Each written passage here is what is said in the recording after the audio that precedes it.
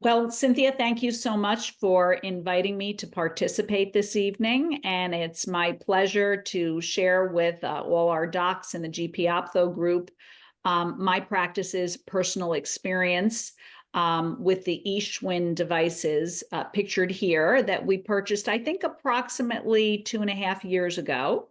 And it has been a great experience. And of course, when it comes to investing in new technology, and these days technology is not inexpensive, there are oftentimes a lot of questions about what new things will this technology actually provide to my patients? Is it truly going to be beneficial and something that I'm not able to provide them with now? And is it an investment that I can afford to make? And what will be my return on that investment? So we're going to talk about all those things this evening as they relate to my own personal experience with these products. And I'll start by saying that I've been very, very pleased. So SWIN offers two products. One is the tear check that you see on the left there. And the second is the IRPL laser for treating dry eye. Next slide, please. So we'll start with the tear check. And this offers patented technology specifically for analyzing dry eye. It's fully automatic imaging. It's easy to learn how to use the device. Our ophthalmic assistants are the ones, of course, who use this technology on evaluating our dry eye patients and then have those results ready for our doctors when we meet with the patients in the exam room. It is a standalone technology and it offers Wi-Fi connectivity to your electronic medical records. Next. Next slide. Thank you. Okay. So you can really perform the test in minutes. I will tell you that we don't necessarily do every single one of the tests offered by the tear check. We've learned to kind of over time streamline it. There are certain aspects of the testing that we find to be more useful.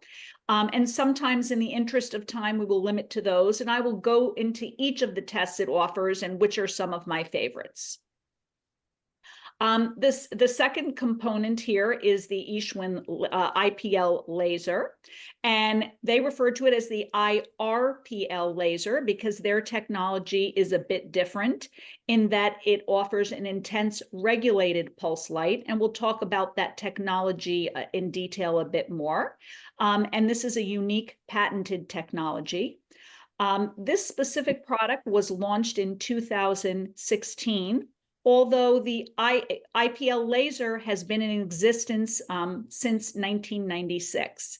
And I think that this is a nice modification to the original laser. And again, we'll be talking about the reasons why. The laser has been used in over 50 countries. So there was quite a bit of experience with it before it made its way to the United States in June of 2020, where FDA granted it approval for the indication of the treatment of rosacea. However, as we all know, as docs, we have the ability to use devices according to our medical judgment. And dry eye, for many of us, falls under that same category and uses the same principles to treat meibomian gland dysfunction. And as a result, is quite effective as a treatment for dry eye. There's an extremely high satisfaction rate among patients who've received this treatment. Next slide. Okay, so the IRPL technology is a bit different because in one flash, you get 8 regulated sub-pulses. And this has a different pattern and effect of absorption in the skin. There's different advantages in terms of the therapeutic window's wavelength and the depth of the penetration that it offers, along with a microgradient of temperature that triggers liberation of neurotransmitters. Next slide. Okay, so the mechanism of action, the main mechanism of action is actually an indirect effect, where the parasympathetic nervous system, which actually is responsible for stimulating the meibomian glands and allowing them to produce and release more meibum, is activated. So we always tell patients, as well as colleagues, that we do not expect the IRPL laser to increase the meibomian gland concentration. However, what it does is, by quieting inflammation of the glands through a microgradient temperature effect, as well as by specifically stimulating the parasympathetic nervous system, it allows the existing glands to produce more oil and thereby improve the evaporative effect of dry eye. Next slide. Okay, so as we said, the laser works by really addressing the root cause of meibomian gland dysfunction, in that it stimulates the parasympathetic nervous system to improve what the glands that are left are actually contributing to the tear film. We see this as an increased tear breakup time when we test our patients. And we frequently hear that the patients, when we administer questionnaires, are reporting that they notice improvement in their signs and symptoms of dry eye. Next. Okay, so how do we administer this treatment, and what's the experience like for the patient as well as for your staff? So I have to say, it's very user-friendly and very easy to administer. Here you see our patient who has goggles on to protect the eyes from being exposed. A clear gel is applied in the temple area and under the eyes. And the laser has kind of a flat-headed probe that is applied onto the skin, on the gel, and approximately 5 flashes are emitted in the temple area and beneath the eyes.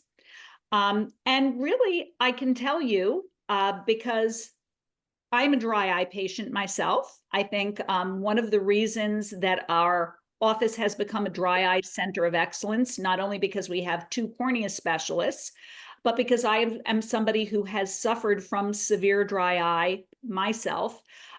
We've always looked for cutting edge technologies in this area that can give those patients who are on the traditional therapies and not feeling relief an additional way in which we can help them have improvement in their symptoms.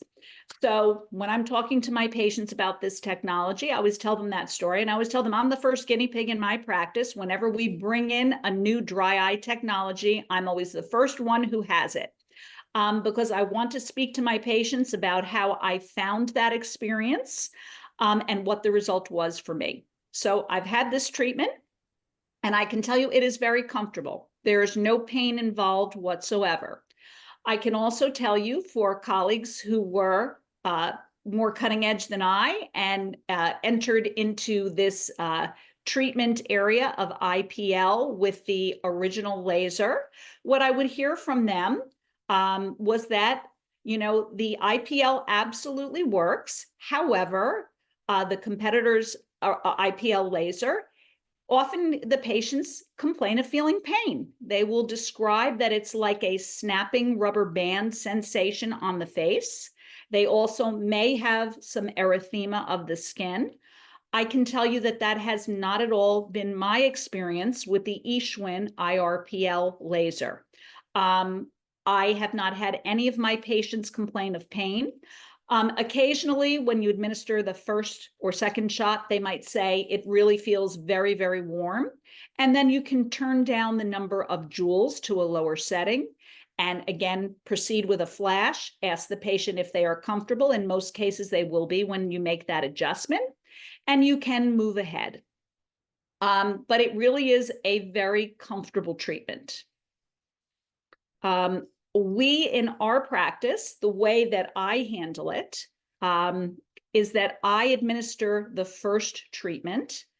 It involves a series of 4 treatments, which we'll go into in more depth. Perhaps let's move to the next slide, please. Okay. So we'll just go a little bit more through the mechanism of action, and then we'll talk about the practicality of how you can administer the treatment in your office. So other clinical benefits is that the laser results in vascular thrombosis. We all know that patients who have rosacea are known to have telangiectatic vessels that affect the meibomian glands. These are abnormal vessels that are prone to leakage, that are prone to allowing inflammatory mediators to travel within them into the gland. So one of the pluses of the laser is that it can actually shut down those telangiectatic vessels. That's one of the mechanisms of action by which it quiets inflammation and improves meibomian gland dysfunction. It also downregulates epithelial turnover, which is known to be high in dry eye patients, while upregulating anti-inflammatory cytokines. There is as well an antibacterial and antiparasitic eradication effect that's noted from the laser. The photomodulation effect also stimulates mitochondria, which become dysfunctional in meibomian glands that are diseased. And an added benefit is that there's connective tissue rejuvenation in terms of enhanced collagen synthesis. Okay, so this is something that I also discuss with my patients. And what I typically report to them is that the original IPL, when it was created, the purpose was for the dermatologists and the plastic surgeons to use it to treat skin lesions, as well as fine lines and wrinkles. And then what happened was when they were treating the faces of their patients, they had many patients coming back and saying, "Hey, doc, what'd you do? My dry eye is better." This subsequently resulted in the FDA researching to try to determine, is there something about the IPL that does improve dry eye? And that resulted in the understanding that this does result in decreased inflammation of the meibomian glands and improved meibomian gland function. So another point we frequently make to our patients is that you'll get an added benefit of a little rejuvenation because the laser can help eliminate fine lines. We try not to overbill that, and we make sure they understand it's not going to get rid of your deep lines. You're probably not going to have patients look at you and say, "Oh, you have fewer wrinkles. What are you doing?" But what they might say is something like, "Wow, you look really well rested. Your face looks really fresh."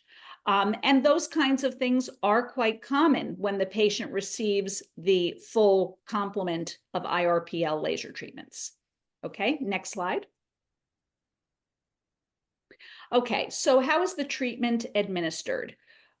We tell the patients that the company recommends a package of 4 treatments. These are performed on day 1, day 15, day 45, and day 75. The way that I handle it in my practice is that I tell the patient that I will be performing the first treatment, and my optometrist will be performing treatments 2, 3, and 4. I then get this look in the eye, or I get this, "Oh, Dr. Davidian, I don't trust anybody else but you to do it." And I tell the patient, because it is the honest truth, that in fact, my optometrist is the one who gave me my treatments. And that's the confidence that I have in her, okay, because I have allowed her to perform this laser on me, and I am extremely happy with the results. Once I say that, the patient is then quite comfortable to accept what I've asked them to do. And, that then frees me up, because these days we're all trying to manage our time, manage our schedule, open up slots so that we can bring in more surgical consultations, more new patients into the practice. And certainly if we can have our optometrists participate in doing the laser treatments, it's a plus in every way. And really, it is an extremely easy treatment to perform. And all of my patients have felt quite comfortable with the way that we manage it. The other thing that I would like to talk a little bit about, since of course we're all here as GP Optho members, and our objectives are, first of all, to learn about the new technologies that are out there because of these wonderful presentations that we get. Is that a technology that we might consider for our practice? What does it involve? Is it something new that I don't have that I can now offer to my patients? And can it actually give clinical benefit to my patients? So number one is always bringing in new devices that add clinical benefit. And I can tell you from my personal experience, absolutely that is the case with both SWIN devices. My partners and I have been very, very pleased, okay? Of course, the second factor is the economic one. We're here as part of a buying group because we would like the opportunity to get discounts when we decide that a technology is worth our while once we have learned about it. And we're all thinking about our bottom line. Okay, so our questions are, what's my investment in this product? And I'm going to let Jean-Christophe speak to you about that a little bit in more detail later on.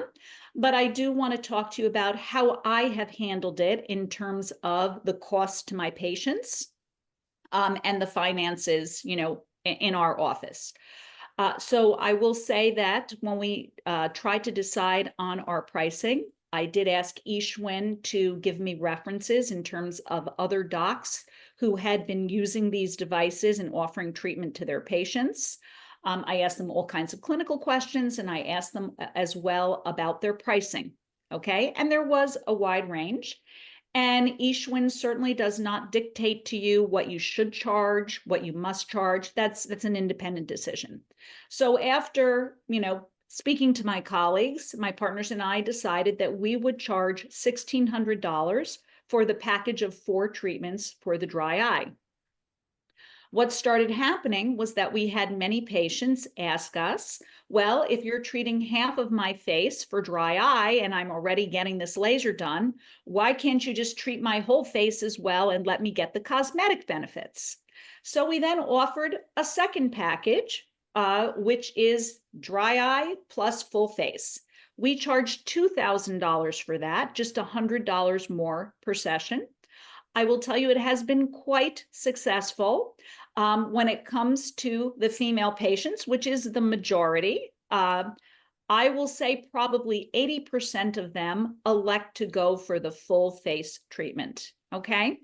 So if you think about the number of dry eye patients you have in your practice who are still symptomatic despite using the traditional dry eye treatments, and you kind of crunch the numbers in your head and ask yourself, well, what's my return on investment? How many cases do I have to do to pay off these devices and actually reap the financial benefits?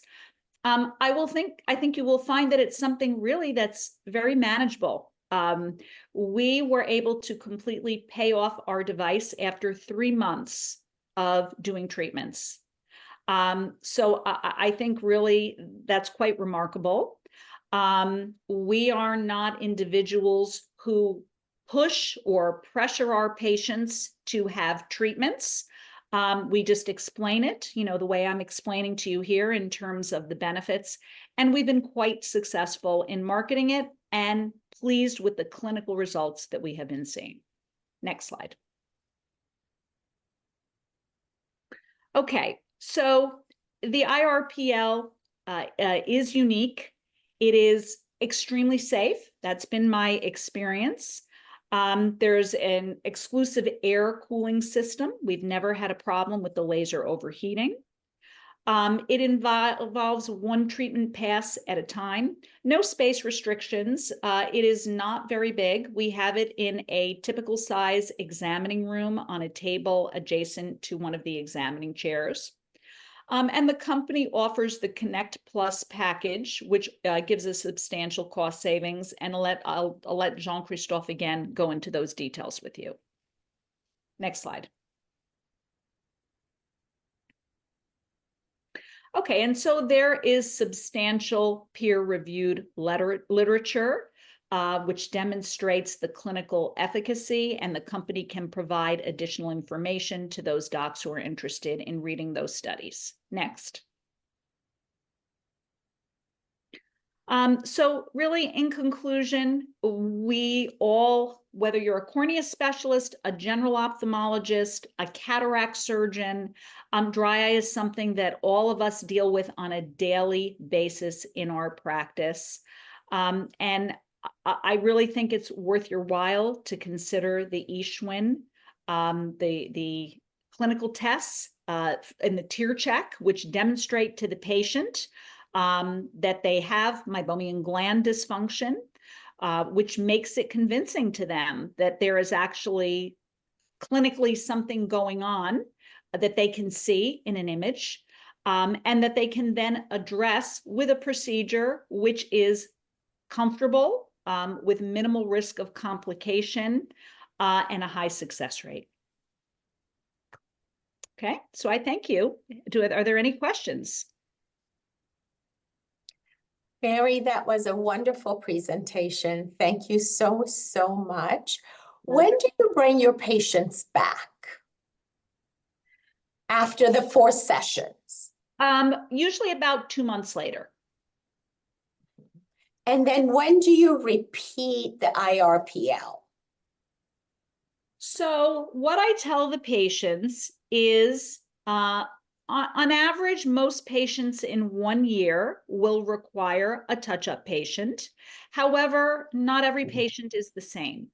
Obviously, those patients who have more advanced dry eye disease, who have more significant inflammation, may need a touch-up sooner. We make sure that we stress that in the beginning. We do have a prorated rate for individual sessions. And we tell them, if you're severely dry, you might need a 5th treatment. You might need in 6 months to come back again and have a treatment or 2. It is really customized and tailored to each patient and what we're finding clinically. Mary, are you charging for external photos with your tear care? We were charging for external photos, and we found that they really were not getting reimbursed. Okay. So we have gone back to charging for meibography, because that's one of the images, Right. that the device gives us. Well, my comment is in Florida here too, we're charging for external photos and mammography, and like you said, the photos didn't get paid for. And then all of a sudden they've been paying for the external photos and mammography. So we're getting twofold. So we didn't change anything, any protocol that we did, but I do the external photos every time they come for their follow-up after, especially after the II laser treatment. I do charge them again, and we look at the mammography, or if we treated them with something, we bring them back and recheck the photos. And I don't know if it was the multiple photos that got denied, or then if we're doing it every 6 months, but it just depends on where you are about your reimbursement, and a lot of it, like everybody's talking about, is out of pocket. But sometimes if the patients feel really good about what they're getting, they love the fact that they can actually see what's happening. Yes, they can see they can see their tear film. They can see their mammography. They can see that their tear breakup time has improved from unable to capture to greater than 10 seconds or 8.5 seconds. I mean, it's really very mindful to the patients. They really, really like it. So it's ended up being a really good, and Trudy, I'm taking nothing away from you. I'm just telling experience that I have with what's on the market. There's so many things, and it just depends on how you were introduced to this stuff. But I really feel like recently I have been reimbursed very well in Florida. And I can't remember the name of the Medicare, it's what the Southern one is, but I've been reimbursed really nicely for the photos and mammography. So it's been, and they don't take away from any of those. They don't give me less for external photos versus mammography, whatever. But so I'm getting paid for both of them. So I just think it's an option for people to try to pay for or try to bill for the different ones. And if you get denied, you get denied. And if you don't want to, if you don't want to, fight it, then don't fight it. But I think that if you find something that's paying, it's nice to get paid as opposed to having the patient pay out of pocket. That was my only thing, Mary. And nice presentation. Thank you so much. If there's any questions or any specific questions, obviously, this is my information and we can share it with you by email. So I'll be able to answer all your questions, after the webinar. So thank you for your time.